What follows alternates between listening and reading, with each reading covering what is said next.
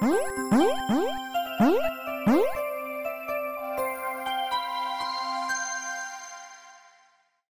the interest of time, I'll do a very quick introduction. Amer AJAMI and Hans Young are leaders from the Zynga LA studio who were instrumental in the Empire and Allies title, and I'll just hand it over to you. Cheers. Can you guys hear me? Hi guys. So my name is Amer AJAMI. I was the executive producer on Empires and Allies since its inception in early 2010 through its launch of June of last year, and then as we progress to the often tumultuous times of live game development. With me is Hans Yang. He is the product general manager of Zynga LA. We're both very happy to be here, and we thank the CGA for giving us an opportunity to come and tell you a little bit about our little labor of love that we call Empires and Allies. Today we'll be talking about some of the challenges we faced in developing a hardcore game in a casual space, but I think before we dive too deeply into that, a little history lesson is in order. So this is what we look like as a studio. This picture was taken a few months ago. We're about 4 strong and growing from various walks of life, including hardcore games, casual games, tech, web, physical goods, and even sports. And we're split across several teams. Of course, we weren't always that big. This is what we looked like the very first day we opened our studio, actually the very first night that we opened our studio. There were 8 of us, 7 in the frame, plus the fellow who was taking the actual picture. And at that time, we had just left EA Los Angeles, where we had spent the majority of our time working on the Command & Conquer and Lord of the Rings franchises. And some of us had also worked on Boom Blocks, Medal of Honor, and a couple of other games that unfortunately never saw the light of day. I'm sure we all know that feeling.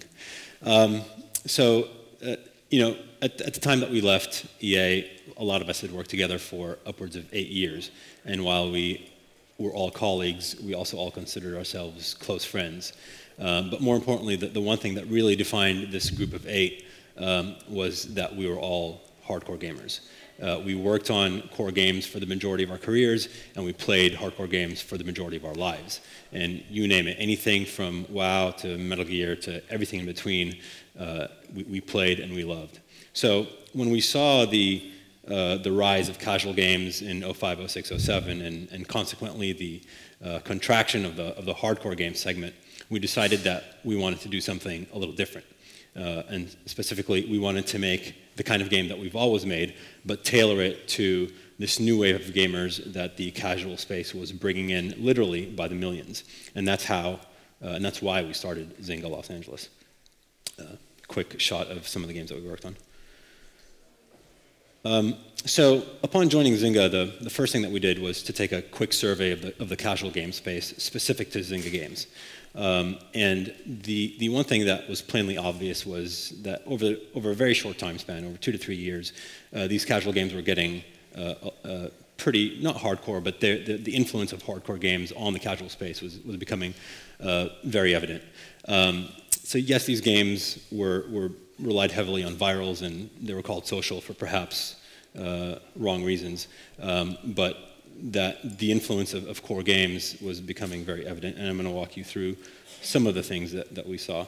So again, just looking at a slice of Zynga games, starting in 2007 with Texas Hold'em Poker, this was the first Zynga game of its kind to feature multiplayer through the use of leaderboards, lobbies, and tournaments.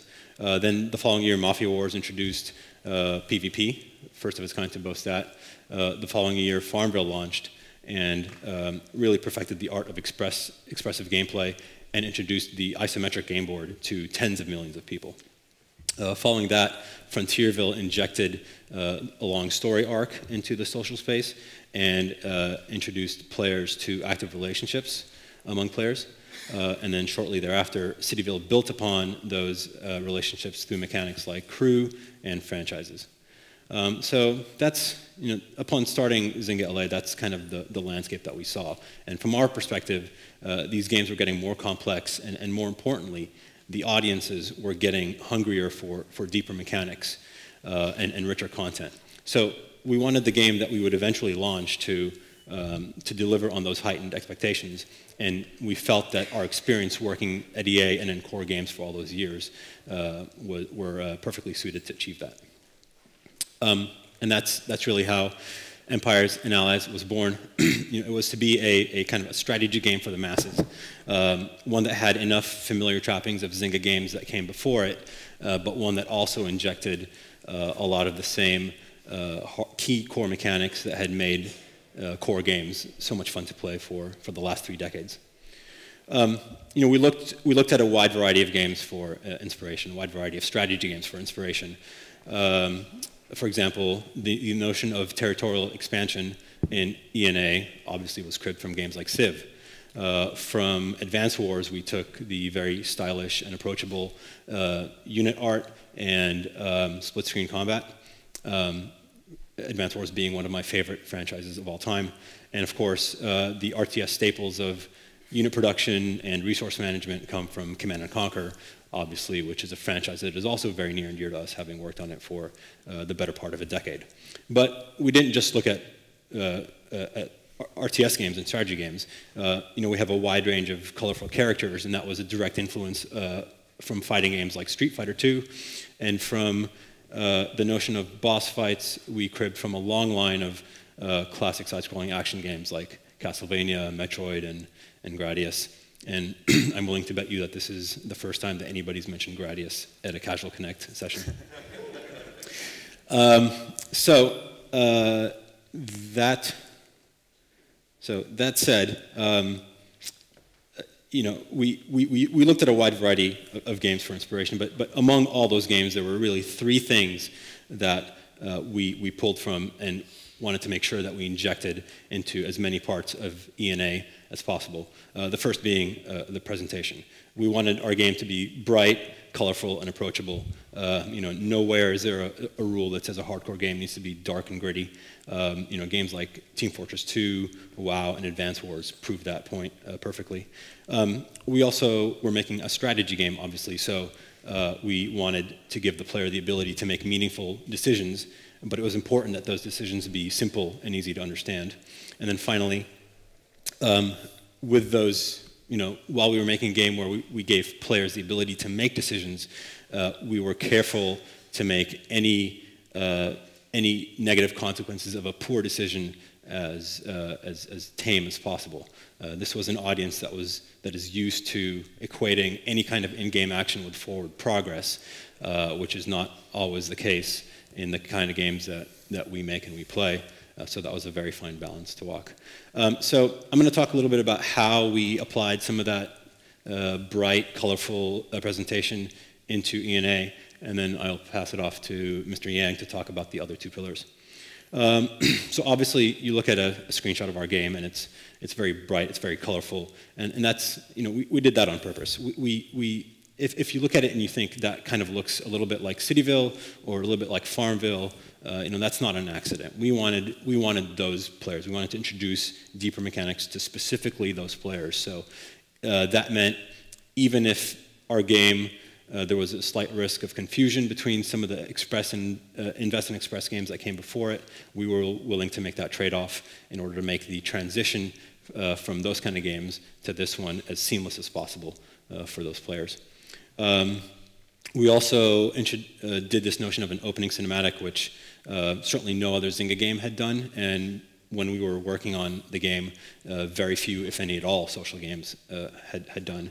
Obviously, opening movies are a staple of most core games, but in addition to just introducing the player to the world and the story, the more important reason that we did this was to really show the player, to set the tone of the game to the player. That yes, this was a war game, but it was a very bright and colorful and cheerful war game. And we think that the intro was successful in doing that, especially considering that it was more or less a glorified reenactment of Pearl Harbor. Again, with characters, both villains and the advisors, we wanted them to look as approachable as possible. We wanted the advisors to appear friendly and the villains to appear almost comical. With character development, it would have been easy to go overboard and make our bad guys look like the prototypical evil, bad dudes, but we wanted our players to have empathy with all these characters, whether they were good or bad. And that same thinking applied to our units.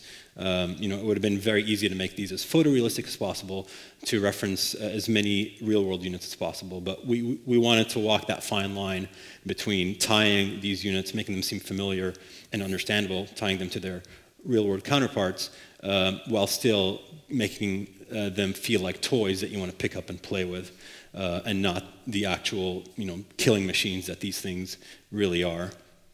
And ultimately, that kind of fine line that we walked applied throughout the entire game. We constantly had to remind ourselves that we were making a game about war, where little men would run off and kill other little men and steal their land and steal their resources and sometimes even drop nuclear bombs on one another.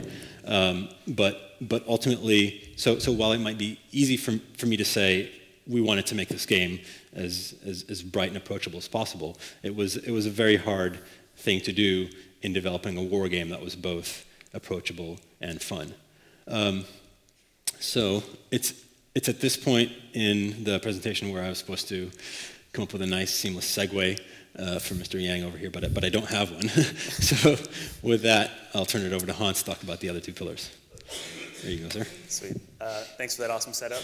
He didn't tell me he was going to do that, so I'll try and make it even more awkward and talk about it longer. The second and third pillars are a little bit more mechanical. They're things that you do in the mechanics. So the presentation is a great thing that kind of doesn't scare people away right off the bat, but you want that first impression to be great. And you guys have all probably heard the quote that games are a series of interesting decisions. In an RTS game, that's the unit management, the resource management, et cetera, often under the stress of time. And we thought that would be a little bit hyper-stressful for a casual audience. So we tried to simplify these down and make it so you can make these decisions without having a ton of background, ton of knowledge, and ton of experience playing games. So a good example would be our campaign. So we had this campaign to go chase down the Raven, and we experimented with the idea of branching out. You can go different directions, and am I supposed to go left or right or north or south or east or west? And we ended up doing something different and going linear, which is you're always moving forward. And keep in mind, with a casual audience, they always want to feel like they're moving forward. And when you start giving people the opportunity to make bad decisions, it can leave them in a bad place. Another example is our units. And probably the best word here is affordance, which is just visual cues to tell you what these things do. So when you see a truck and it has a green cross over it, guess what it does? It heals your other units. If you're wondering what class that plane is, well, it's a fighter class because it looks like a fighter. And if you're buying a carrier and you're trying to decide, well, do I get the one on top or the one on the bottom? Which one of those two do you think is stronger? So the stronger units look more powerful. That way you don't have to go and read a stat sheet to understand that's what that thing does or that's how good that unit is. I referenced the classes, and the classes is essentially like our rock, paper, scissors mechanic. And so some classes are good against others and weak against others. And what we didn't want is for players to have to memorize this stuff. We didn't want them to have to know, oh, well, is this a soldier or is it a tank?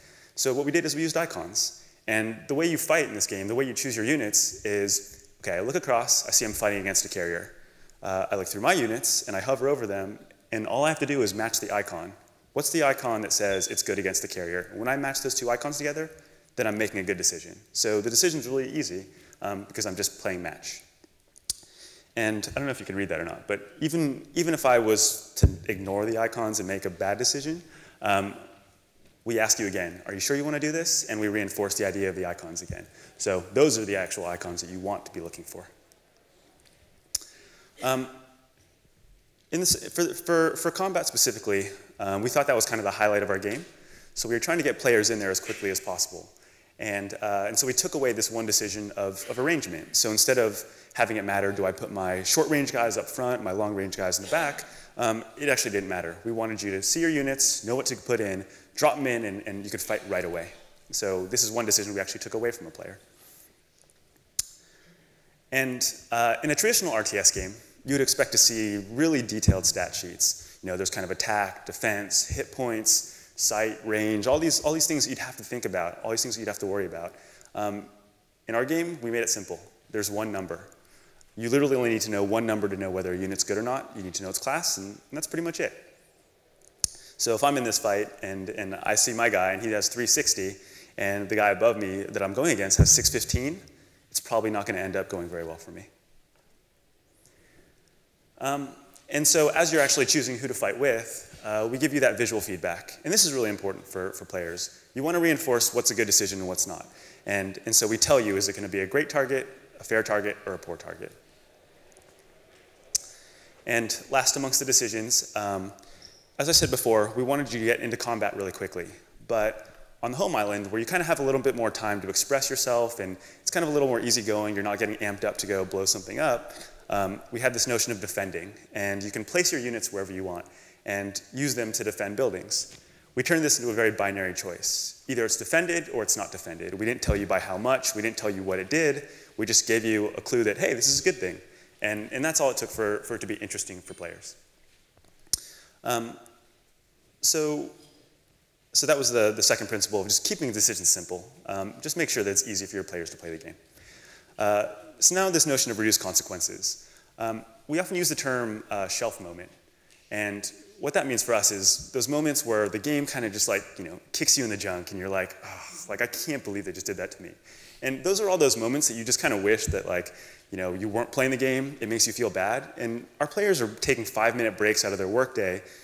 They probably want positive reinforcement, and so we just want to make sure that they're not hitting those shelf moments that cause them to put the game on the shelf and never play it again. So here's some examples of that. I mentioned this idea of poor targets before. So you choose the wrong class, you're not good at the game, but you still want to play.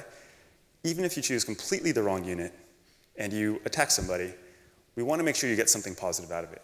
So you're spending an energy, we give you an XP, and even though you only got a glancing blow instead of like a direct hit, we still take a few hit points off. And again, it's just this notion of like, there really are no terrible decisions, there are just some decisions that are better than others.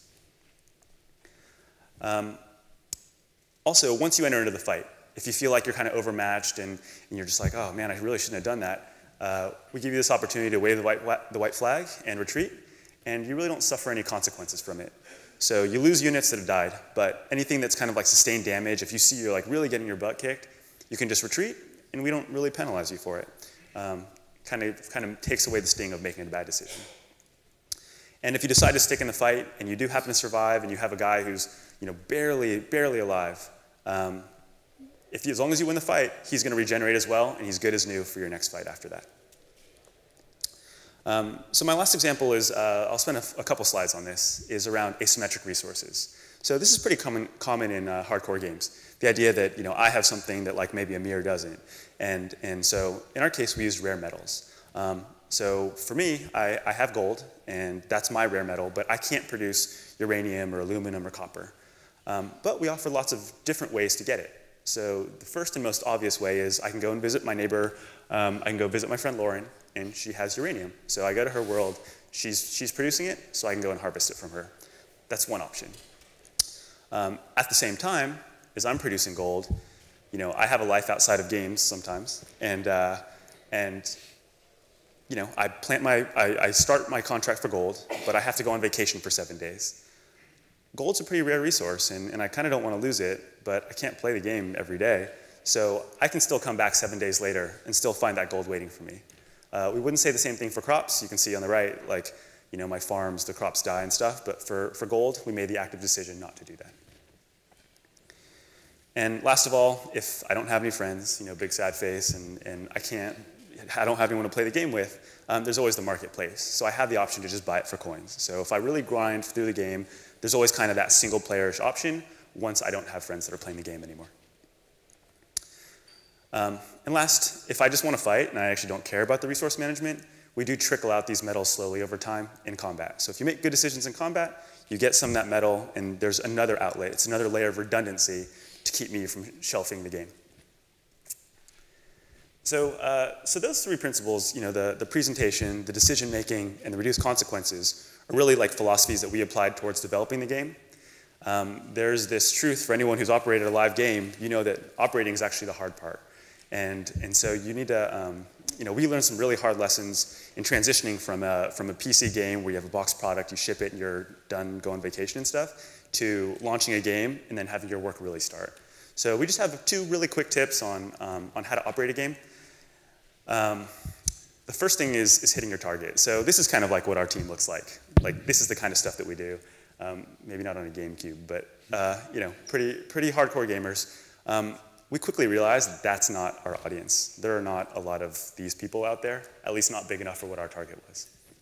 So more realistically, it's people like this. And it's people who may not have a lot of experience playing computer games or playing PC games, and you just kind of need to acknowledge that. So the advice here is really to play test with your audience. And I'm not talking about fancy setups with one-way glass and a professional moderator. I'm talking about bribe your neighbor with a beer, get him to come over to your house, play the game for 15 minutes, and all you're really looking for is those shelf moments. And those moments where he looks confused, where he doesn't know what to do next, where his progress stops. And just try and identify all those so that you can remove them from the game and you can keep people playing indefinitely. Don't give them a reason to quit. And then the second thing is just to focus on retention. So earlier I mentioned games are a series of interesting decisions. One of the mistakes that we made is in Empires and Allies, on the left side you can see that's battle number 6 in our campaign. And you choose a unit, you match the icons, choose your guy, you shoot. Battle number 352 looks surprisingly similar to battle number 6. So even 346 battles later, we're still asking you to do the same thing. So the lesson here is you have to evolve your gameplay. As players master one decision, you need to give them new decisions, and you can start ramping that stuff up. And the template for complex decisions is out there. You can look at these RTS games and see okay, now you start factoring in range and arrangement and all the different different vectors that you would use to make decisions more complex and to have higher consequences. That stuff's okay as a player starts graduating in the game. So in summary, Empires and Allies for us was an experiment. Are there casual games out there, or are there casual gamers out there who are interested in hardcore games? And I think we were pretty successful. Our peak DAU was like 7 million, and we have 85 million installs over the course of the game. So there is an audience out there. But that was even with all of our mistakes. We believe that if you build off of these principles, you take our advice and innovate on them, there really is an opportunity to create an even bigger and even better hardcore game for a casual audience. So that's it. Open to questions if anyone has them. And we don't have time for questions. So thank you.